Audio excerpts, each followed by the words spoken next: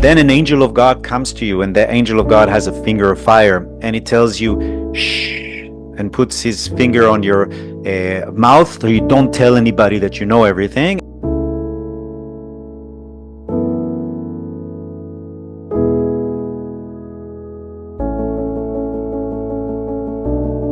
Welcome to a new episode of Wellness Curated. This is your host, Anshu Bahanda. Welcome to the season Mystical Practices for Modern Minds. Today we're going to delve into Jewish mysticism, more specifically the Kabbalah, and how we can incorporate it to increase the well-being in our daily lives. I'm going to start with a little story. So there was a village which has a beautiful garden in the middle of the village. But over time, the garden dried out and started falling apart. It became desolate.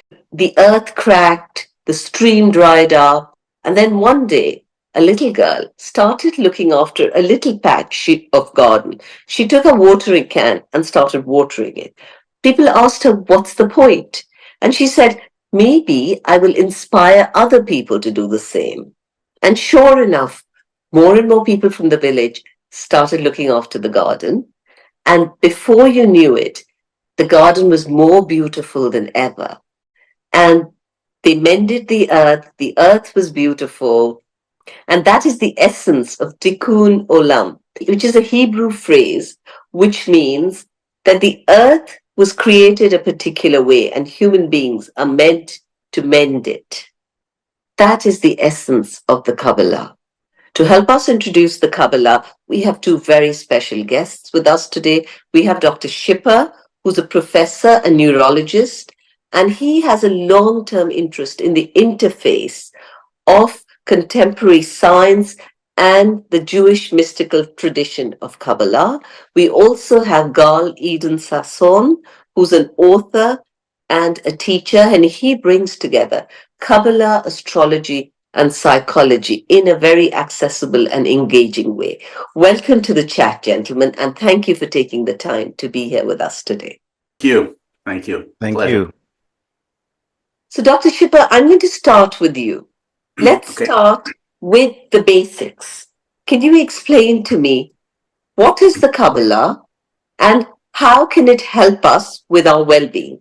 The Kabbalah is basically Jewish mysticism. And it originates 3,300 years ago when our tradition says that Moses received the Torah on Mount Sinai. And the Torah had two major components. There was a revealed Torah, which then became elaborated on as the Mishnah and the Gemara, which is the Talmud. But there was also an esoteric aspect of the Torah, which is the Kabbalah. And the difference is that the revealed Torah was passed on by Moses to the elders and from them to basically the entire nation of Israel. The Kabbalah, on the other hand, was passed on to highly selective individuals and from some masters of the Kabbalah to their usually small numbers of disciples.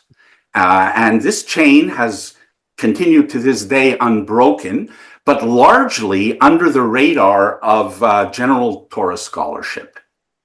There have been episodes, epochs when some of the Jewish mysticism spread and permeated into the mainstream, such as in the 2nd century with the writing of the Zohar, and then in the 16th century in the Israeli city of Sfat, there was an explosion of Kabbalistic knowledge by Isaac Luria and many of his followers.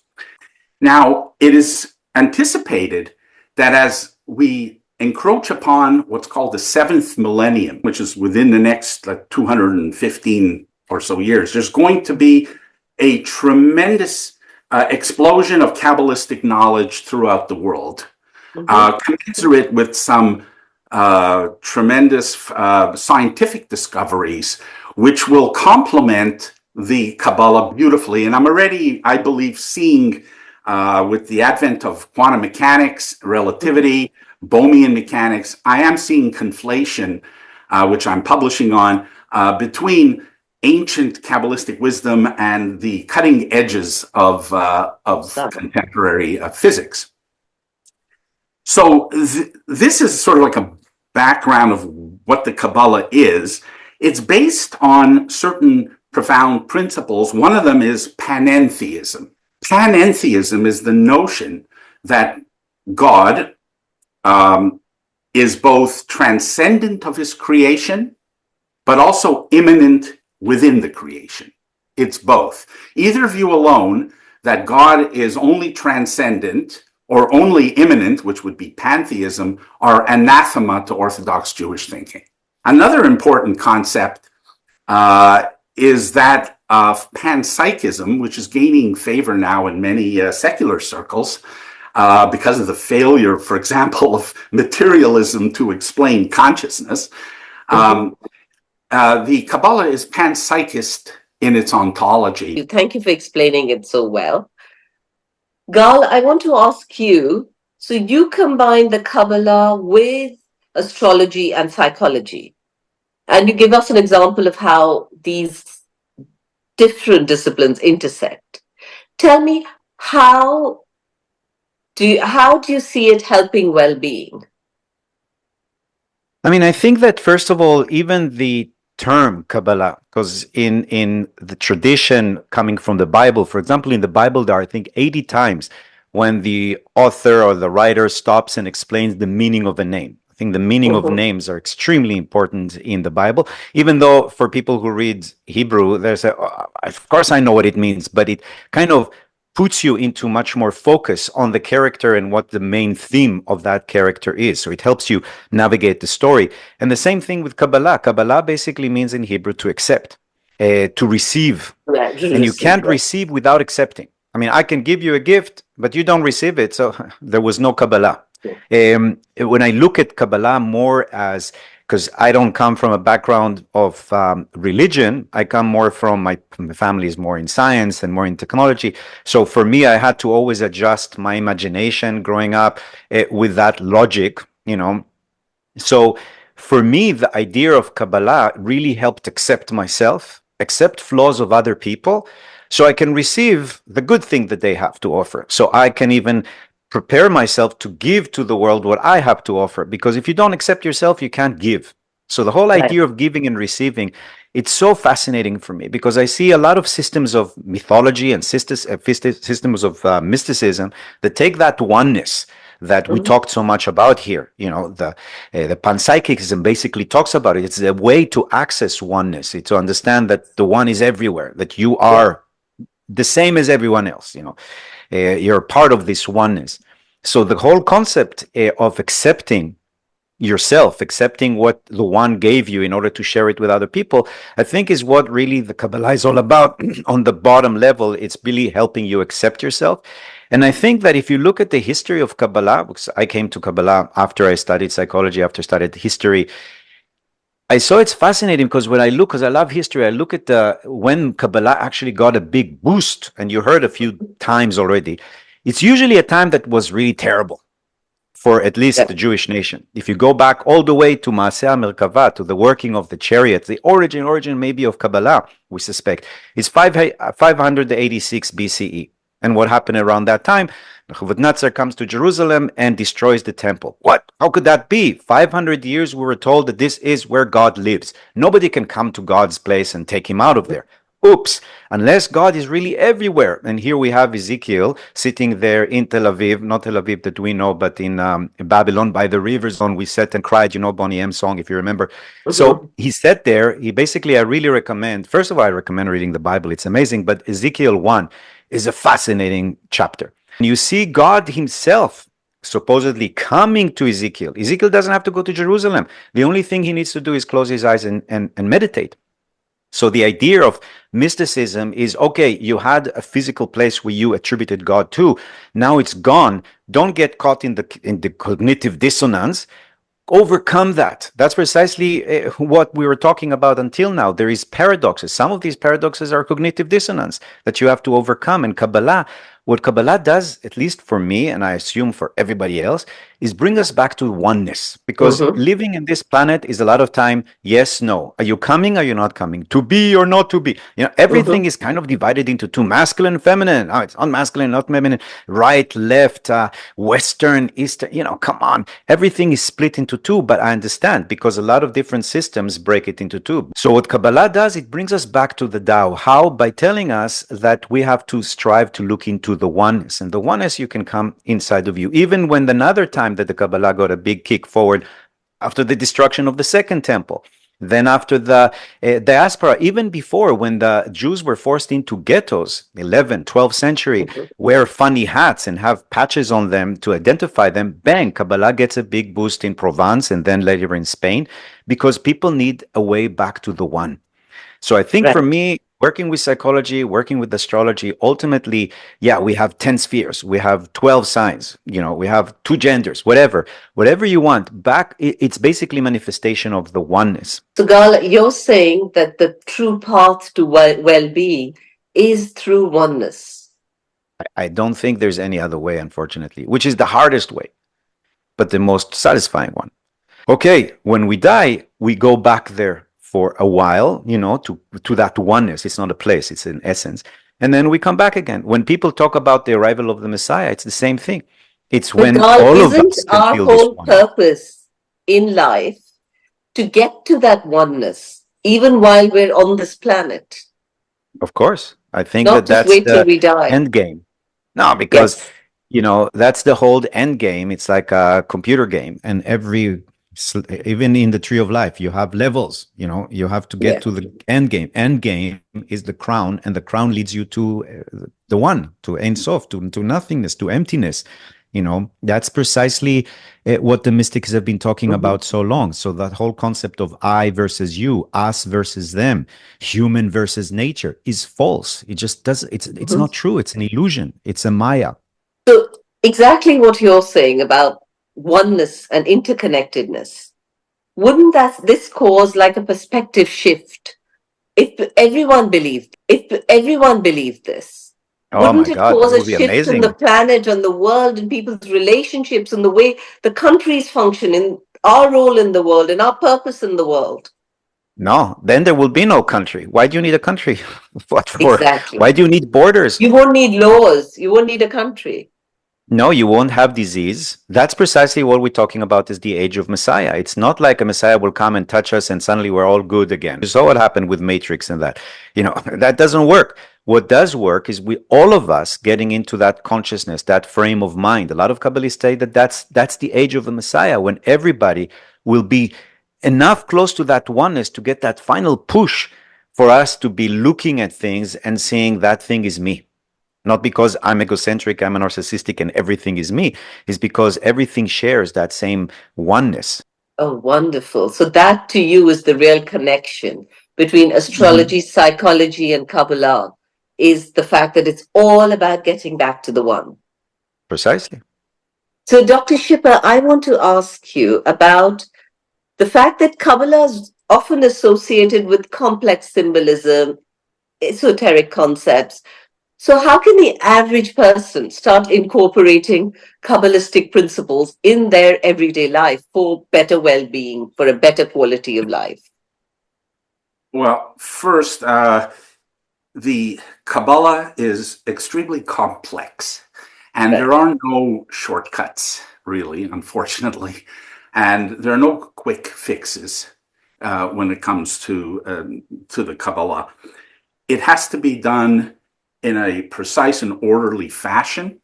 Mm-hmm. And the advice I would give is first to familiarize yourself with the appropriate texts. So the first thing is to familiarize yourself with the Bible. There are many good texts now, more and more available in other languages other than Hebrew and Aramaic, with which to familiarize yourself with Kabbalistic concepts. And then, most importantly, is to ground your newfound knowledge of Kabbalah in ethics.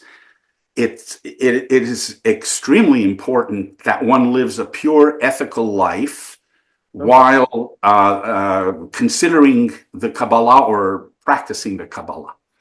It is dangerous or certainly disadvantageous to consider the Kabbalah concepts while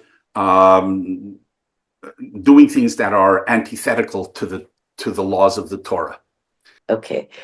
So in that case, Dr. Shipper, I mean, you're someone who studied the brain, you know, being a neuroscientist, and you studied Kabbalistic principles as well. So how do you think when one meditates or does mystical practices, which are part of the Kabbalah, how does it affect the brain? What areas of the brain do you think get helped by the spiritual exercise? And have you tested it? Have you researched it? Research makes experimental research can be applied to the scientific aspects of how the brain functions, but is not relevant to understanding, for example, consciousness as it would be studied through the Kabbalah or Advaita Vedanta or something. These are, in my opinion, they're not material, and therefore they don't lend themselves to experimentation in the classical sense of the word. Mm-hmm. And which has led to a very unfortunate situation in the last couple of hundred years, where there was a movement so much towards materialism, logical positivism, that it completely ignored subjectivity, to the point where some very prominent philosophers think that consciousness is an epiphenomenon or an illusion. But to answer your question more directly, there are aspects of the brain that are activated during meditative and experiences, mystical experiences. So I do see remarkable parallelisms between neuroscience and Kabbalah, except the Kabbalah, we can't prove it in a laboratory. Thank you for that. Gahl, I want to ask you also about people who are skeptical about spiritual experiences and how it can affect their lives. Can you give us some practical, real-world benefits to studying the Kabbalah? I think studying anything that makes you think outside of the box and back to that oneness is very, very important. So I don't know how to, I deal with quite a lot of skeptics because I do astrology, and it tends to attract more women. They come and then they send their husband, because I'm very pragmatic and practical with my advice, because that's what kind of advice that I want. And then they come, the guys. And usually they sit with like this. Folded hands. They're going back, entertain me, or I don't know why I'm here. So I'm used to working with these kind of, you mentioned Jacob later on. It's like wrestling with the angel, with these guys. And what I've noticed is that everybody is really open to it. It's just that they have what in Kabbalah they call klipot, or shells, like to get to the orange, you have to peel it off. My grandmother from Turkey used to take these shells, these caskets, you can say, and put it with a lot of sugar and make really good treats from it. So you can always do something with the klipot. They're not always evil. I'm sure you can recycle them or something. But I really think that, first of all, it's fascinating what Dr. Shipper was talking about before, because, the idea that when you meditate or when you experience this oneness, and when you do work with the parts of the brain that connects you to the oneness, you don't need so much blood. And for me, it's almost like you're living off another source. Blood is the material way of running the machine. It's like transactional way of functioning. Yeah, it's fossil fuel. It's dirty. It's dirty energy. It demands going to the bathroom. It demands eating. It demands destroying the earth. Blah blah blah. When we get to tap into that higher place, da'at, crown, then we don't need that fossil fuel. We can live over solar. We can live over of other sources of energy. It's almost like a proof to tell us that we are, as they say, half human, half divine. That we have that essence, that we have 98% monkey, but 2% divine, Divinity, in a sense. So I think that the best way to tell skeptics to do something, or to connect to something, is just to try to do it and see if it works for them. With Kabbalah, of course, it demands quite a lot of energy to get into. It's not like something, it's like a Shaolin temple. You have to sit outside in the rain for a long time before they even let you in to clean the floor. So intellectually speaking, that's what happens in Kabbalah. It doesn't mean that you're going to lock you out. They're not like that. They're just going to say, yeah, come in, but it's going to take you a few lifetimes to understand what we're talking about. It's okay. I think that always it's really important to try. And for me, any kind of path to Kabbalah, of course, it goes through the traditional ways of learning it, but to prepare yourself to whatever it is you're doing, I really recommend meditation. And even if you meditate 10 minutes a day, 15 minutes a day, that's your connection. And after that, that's your plug. You're getting into the grid. You're getting online. And then after that, you can decide which server you want to go to. Some people go to yoga, some people go to Taoism, some people go to Kabbalah. Now, the thing about Kabbalah, which is really interesting, think about it. Why Kabbalah? I thought about it a lot. From about the 13th, 14th century, something really interesting happens in Europe. A lot of the alchemists of Islam and Christianity are starting to study Kabbalah. They spell it with a Q, they spell it with a C. But why would these people take on the magical system of the underdogs, of the people that we rape and kill and destroy, and they're supposed to be the losers that have no power? What is it about Kabbalah that drew so many people into it, even though it was forbidden by the Inquisition? By the way, the Inquisition didn't do anything to Jews who studied Kabbalah. They did it to Jews that converted, the new Christians, or to Christians who dared to study Kabbalah. That's where the Inquisition went after. And yet people did it, even if the punishment was to have your family burn in front of you. Why? What is it about Kabbalah? Now think about the word abracadabra. Abracadabra, you say in English. Abracadabra is Aramaic. It basically means I shall create that which I said. It's like your enter in the computer. You write an email, nobody got it. You click send. Okay, everybody got it. You can't retrieve it. That's what abracadabra is. Abracadabra is whatever I'm saying, let it now manifest. Because I say a lot of things. I tell you things, God knows. My mother used to say, don't walk here, I'll kill you. She didn't really want to kill me. But if she said, don't walk there, I'm doing a sponge, like I'm cleaning the room, abracadabra, I would probably sleep and die. So what is it about Kabbalah that drew so many people? Because what is magic? Magic is something out of nothing, transformation of life. And that's one of the beautiful things I found in Kabbalah, because Kabbalah tells you, listen, creation came out of that vacuum, out of that ein, out of this nothingness. How can you get into that space of emptiness with your head, which is basically meditation, in order to create what you want? Again, we were talking here about how God sees us as some form of partners, co-creators. Think about the word. The most popular word on the planet is Amen. Amen is something all Jews, Christians, and Muslims say at the end of prayer. Already covered like a few billion people. What is Amen? Amen, tell me, when I ask people what is Amen, and people say, oh, it means faith, or yeah, it has the same root as emunah, faith. But wait, it also means an artist, oman, a creator. Because what is the most powerful profession on the planet? The same profession as God, creation. Yeah. So what Kabbalah tells us is it gives us a way to help God create, to become godlike, what they call in Latin imitatio Dei, imitating God.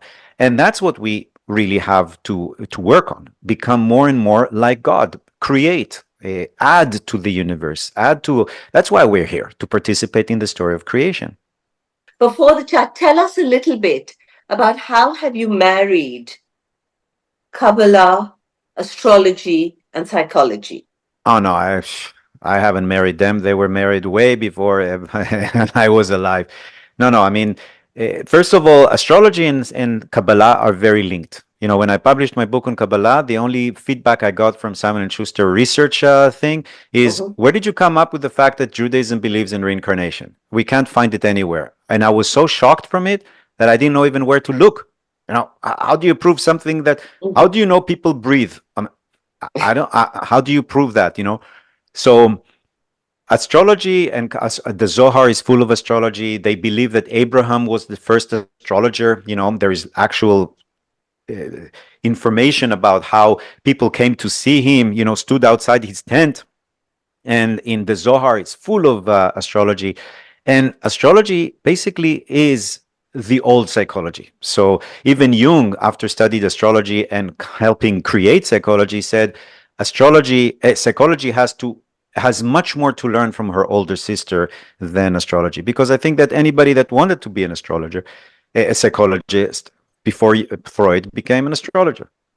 So they're very, very connected. So unfortunately, I can't take any kind of credit for that. So do people who practice the Kabbalah, and this is a question for both of you, do they necessarily believe in astrology as well? I don't think so, but I don't know. Maybe you can answer. No, I don't think so. I think it's just like magic in general is acknowledged by the Kabbalah to have a reality to it, but it doesn't. But it dissuades the average person to engage it directly. Magic, astrology also is mentioned in Kabbalah. I don't think the people I know who delve in the Kabbalah, I'm not sure how much emphasis they put on the astrological cycles. They may study it, but I'm not sure if it had how much practical significance it has for at least my teachers in Kabbalah. Dr. Shipper, I want to ask you something. Something you said earlier. You said there's a whole process and there's a system to studying the Kabbalah. Is that right?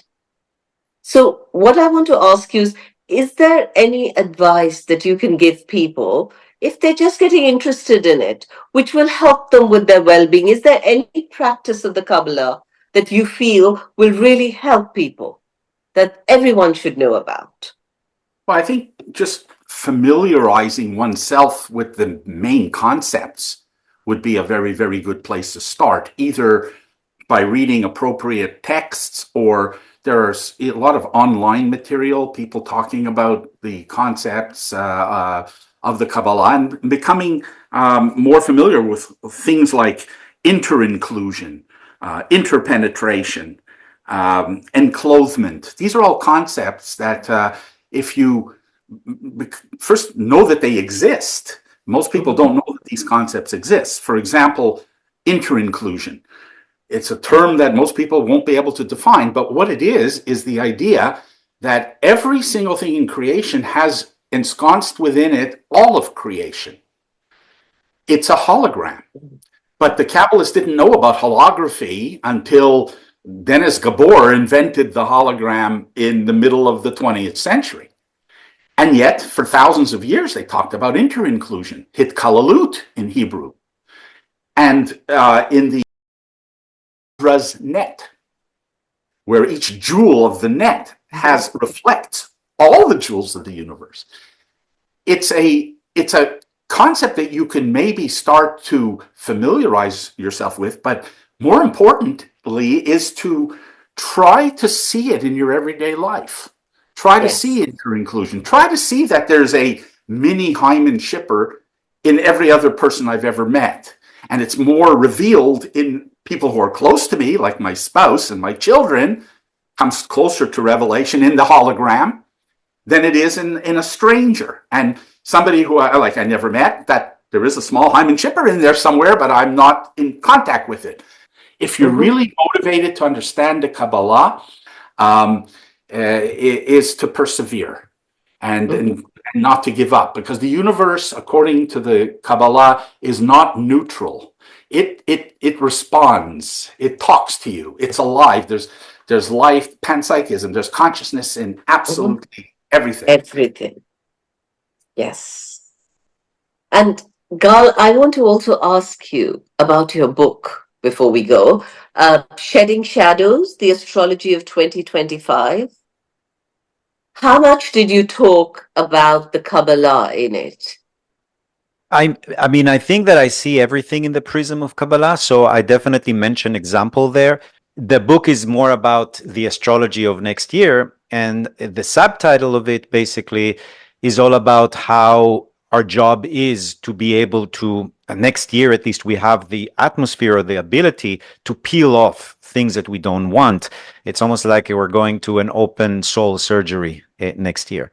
because of certain things that are happening. Some of the good things, for example, is something we have called the dragon. It's actually mentioned in Sefer Yetzirah. The dragon is moving into Pisces. Pisces, the sign of it's associated, for example, with in the Bible with Joseph and the multicolored coat. It has to do with mysticism and dreams and interpretation of dreams and really diving deep into imagination. So it's a very interesting year, but yeah, we first have to finish this one, which is not over yet. But Dr. Shipper, before we go, I want to ask you something that you referred to earlier during our conversation. You said that science and the Kabbalah very nicely complement each other and they come together very nicely. Are there times when you found that they're against each other, that what is said in the Kabbalah and what you believe as a neuroscientist are at odds with each other? Well, as I alluded to already, prior to the 20th century, there are many, many examples where there's a collision between Torah concepts, as elaborated, let's say, in the Talmud, and scientific principles.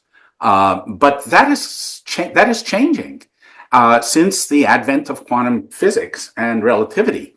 I already mentioned one example where quantum mechanics is very accepting of the idea of ontic paradox, where things can be both a particle and a wave, for example. And the Kabbalah has been discussing paradoxes of this type for millennia. So I'm not saying there's perfect fit. There's always going to be room for further improvement, but I think we're heading in that direction. There's much more conflation between these traditions, scientific and Kabbalistic traditions today than there was 100 years ago. Tremendous more now. Fascinating.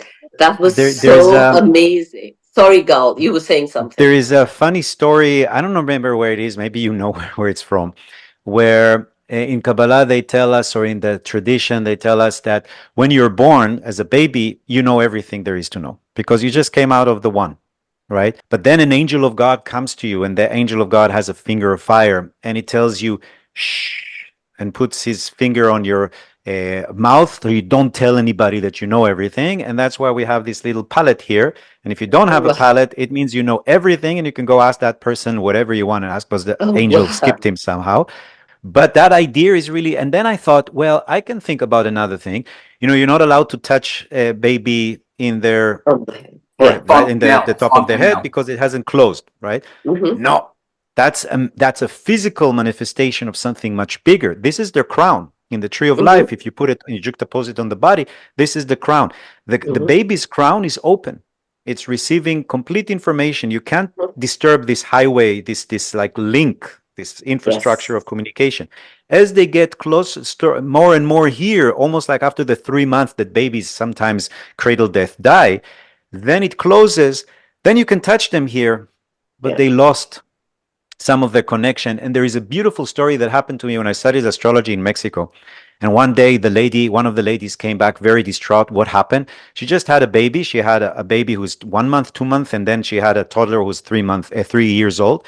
She comes back and she says, something really eerie happened. What happened? We have this monitor. In the middle of the night, we hear that the 3-year-old toddler gets up, shakes the cradle of the baby, and tell him, talk to me of God, I already forgot. Ya olvidé, he tells him in Spanish. Oh, wow. And I got so much goosebumps when I heard this, and I said, this is the proof of God. That's it. Because this 3-year-old cannot lie. In the middle of the night, to wake up, to go to that other kid that has the line still connected, to shake him to wake him up, and to tell him to talk about God because he's a newcomer and I already forgot. I mean, oh my God, I almost cried. And I thought, this is, for me, the biggest revelation of my life, the proof of God. That was for me the proof of God. Not the Cortez, but him. Amazing. That was such an amazing story. And thank you so much, Gahl, and thank you, Dr. Shipper. I've just enjoyed this episode so much. I've learned a little bit about what you're both thinking, a little bit about the Kabbalah, and it's just fascinating. Thank you so much for this opportunity. You. It was a wonderful experience for me. I mean, thanks a lot for putting us together and creating this triangle of knowledge. To my listeners, I hope this conversation has sparked your interest in the Kabbalah, in learning more about it, and in finding peace, balance, and well-being in your life. Thank you for being here with us today. Can I please request you to go and subscribe to Wellness Curated on the podcasts and Wellness Curated by Anshu Bahanda on YouTube. We would like to get you more and more episodes for free, and we request you to just subscribe to our channels. Thank you so much. See you next time. You first check what your situation is. What are your needs? And based on that, you can pick one of the 64 chapters or verses or sections. So it's like you can use this as a coach when you help people, or you can use it to coach yourself. In I Ching, if you understand the 8 trigrams, enough already, because these 8 trigrams will evolve to 64 hexagram.